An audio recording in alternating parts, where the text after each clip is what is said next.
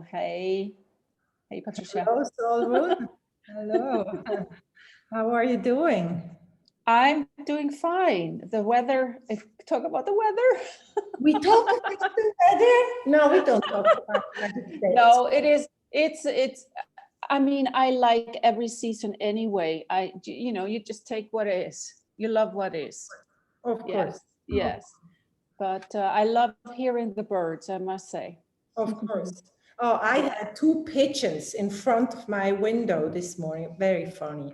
I see them every morning when I wake up and first look outside. I see these two pigeons on the trees, and today they were playing like kind of being in distance and being close and distance and close and really playing with each other. Maybe mating, I don't know, but it was very funny. So I like being in connection with nature. Anyway. Yes.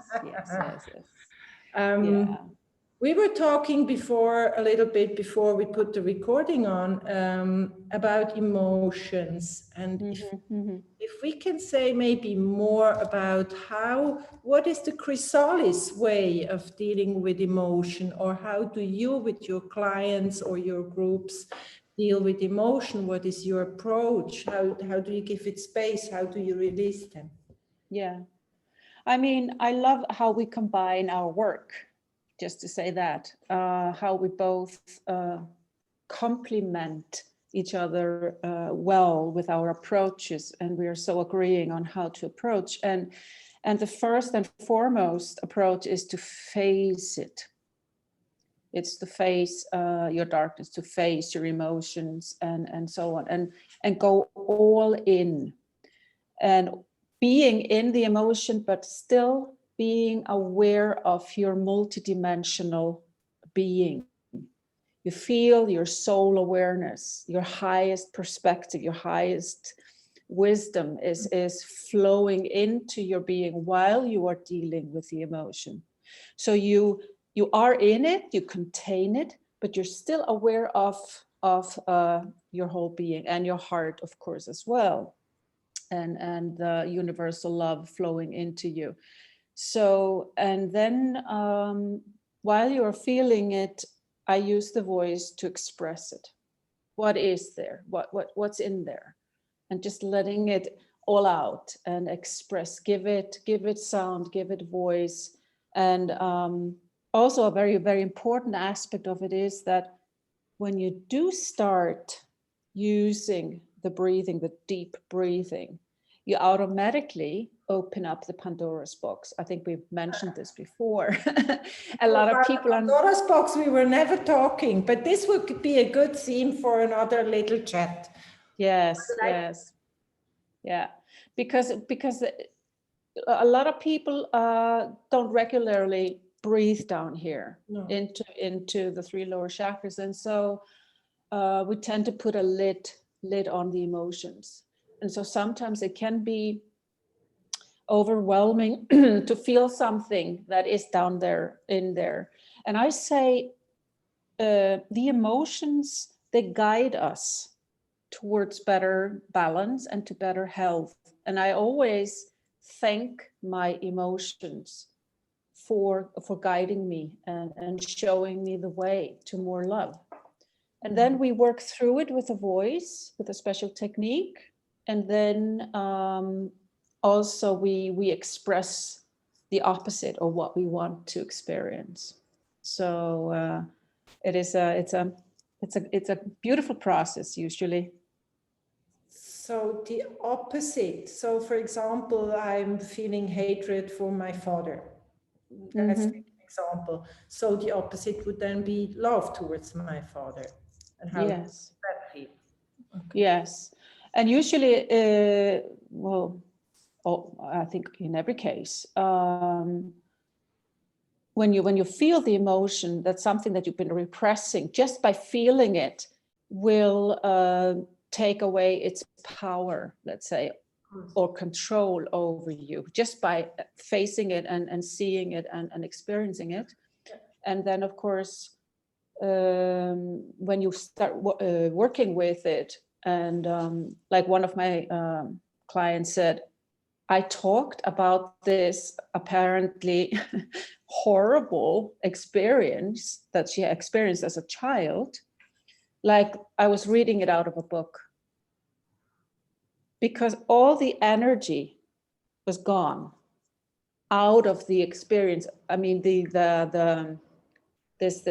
bad energy, let's say bad, it's not bad, but you know what I mean. There's this intensity of the pain, it's a better word, was gone because you had worked through it. Okay. And so to work through it and then release it and transform it, you work with the voice. So this can be words or sounds or all kind of what comes out as an expression of your mouth. Yes, it's absolutely. It's also words. People can also speak something and word it, express it through the throat chakra. But the most powerful tool is then this simple technique that I teach people to use, because it is so focused and there's such brilliance in the sound that it just goes into the field.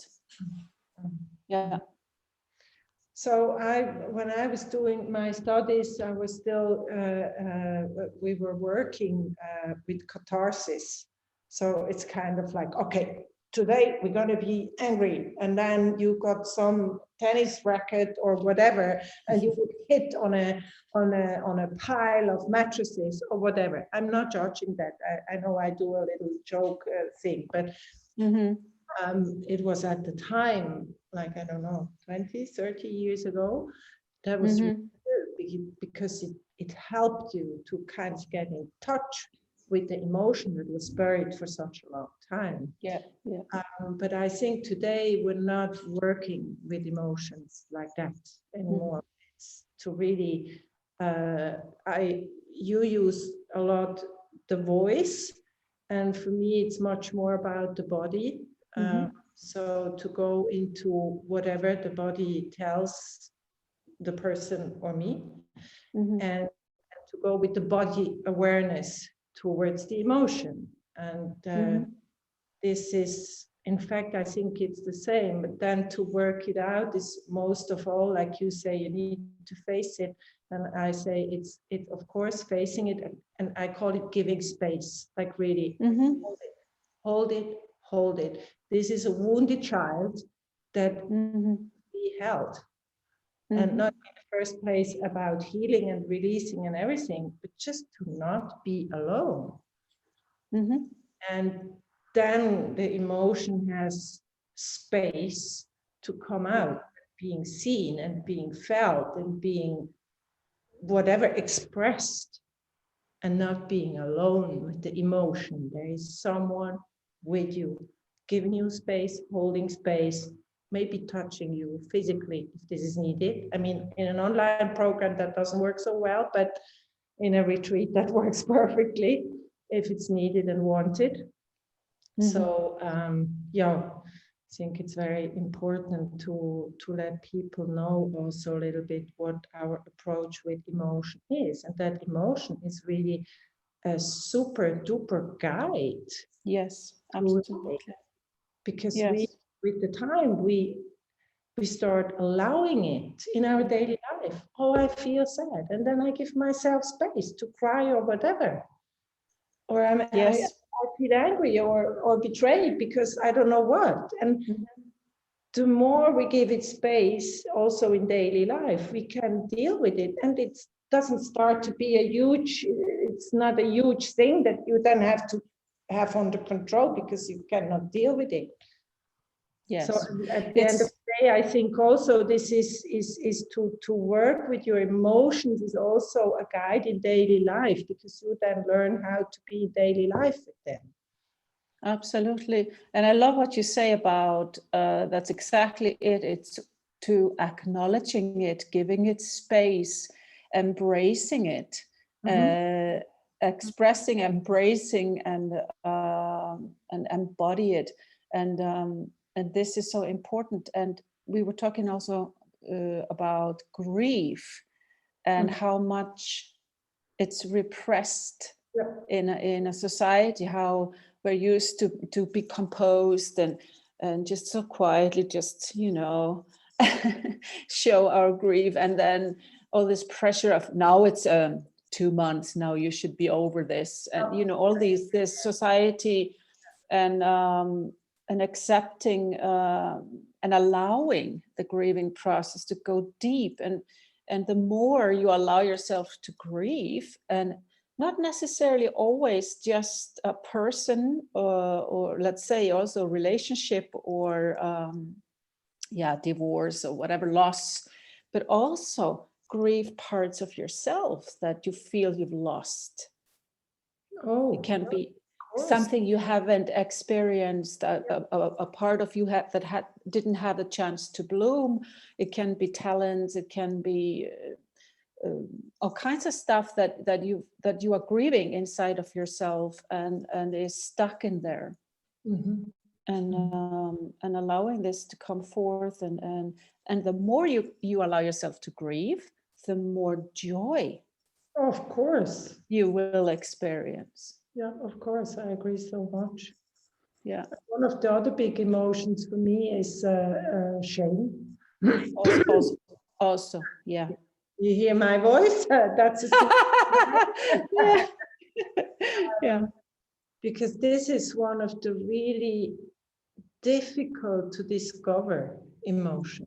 This is really how to get there, because the power that shame, I mean, maybe this is one of the first experiences, or I don't know if we can call it like this, but it's for sure something really old. Shame is really old, and we can go on generations and back to our origin, and we can go back in our life with birth.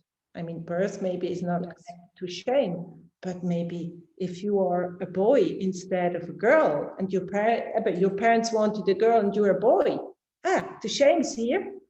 Yeah, absolutely. So this is I really like to create a lot of space and compassion, of course, for shame, because it's such a deep into us woven thing that we can hardly get it, that we feel shame. And so this is for sure a theme that in our online program or retreat, we're going to give a special attention, at least. Yes, absolutely. And in our free session on next Tuesday, it's also shame is very, very much connected to the ancestral's wounding, like you say, down generations and generations, that you're taught as a child what to be ashamed of, and not the least your temple, your body, everything that's connected to your body, and so on. So I'm looking forward to it. Yeah, me too. So it is on Tuesday, 6 European time. Yes, exactly. On the 23rd. 23rd, yeah. Genau. I have it. Yes. All right. Really, yeah. So we might. All right. And and otherwise we see each other on Tuesday with already 6 people in. Yes, that's perfect. Yeah. Looking forward to All right, Patricia. So enjoy the birds and the bees and the mild spring weather. Yeah. Oh, the next time we're talking together, I'm going to be back in Italy. Yes, that's right. So maybe we can see each other. Maybe Italian sun. Yes, maybe I can sneak out and come and visit. Okay. Take care. Thank you. You too. And Ciao, ciao. Ciao.